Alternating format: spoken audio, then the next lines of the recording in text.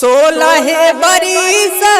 में जो गवाल समान हो असो के फगुन वामे करी है नेवान हो 16 बरिस में जो गवाल समान हो असो के फगुन वामे करी है नेवान हो तरंगवा घोर के अइह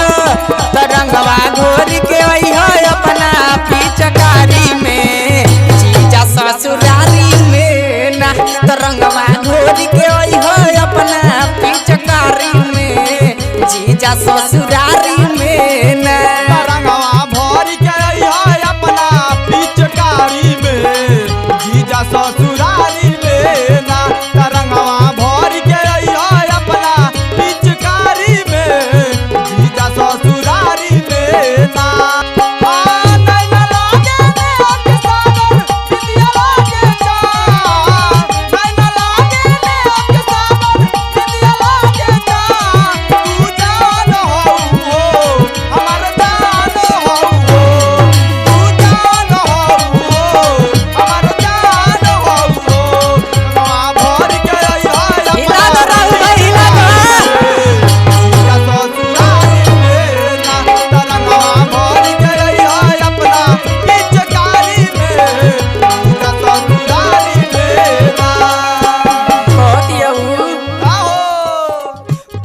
साल जीजा हमरा कुछ ना बुझाई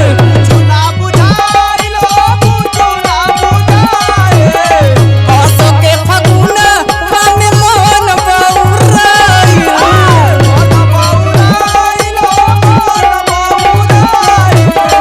पर साल जीजा हमरा कुछ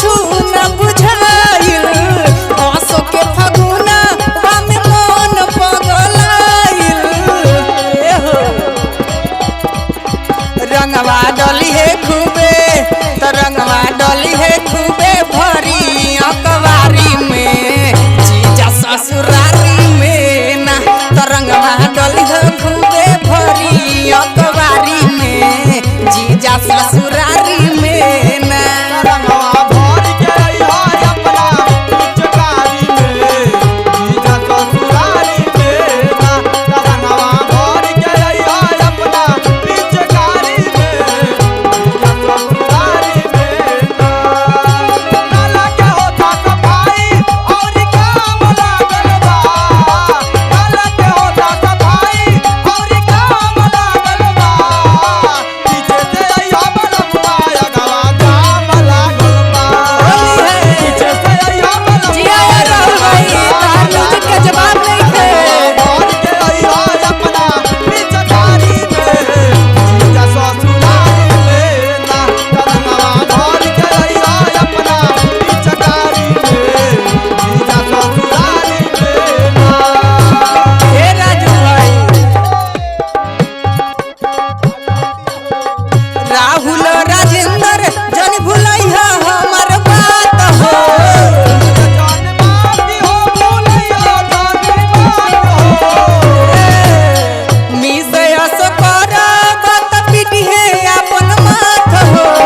पिटिया अपन मात हो पिटिया अपन मात हो राहुल राजेंद्र भुलैया जनी बात हो मिसयस कर बात पिटी है अपन माथ हो त होली खेले अइह जीजा अपन गाड़ी में असो ससुरारी में ना तरंगवा घोर के डली है असो अकबारी में जीजा ससुर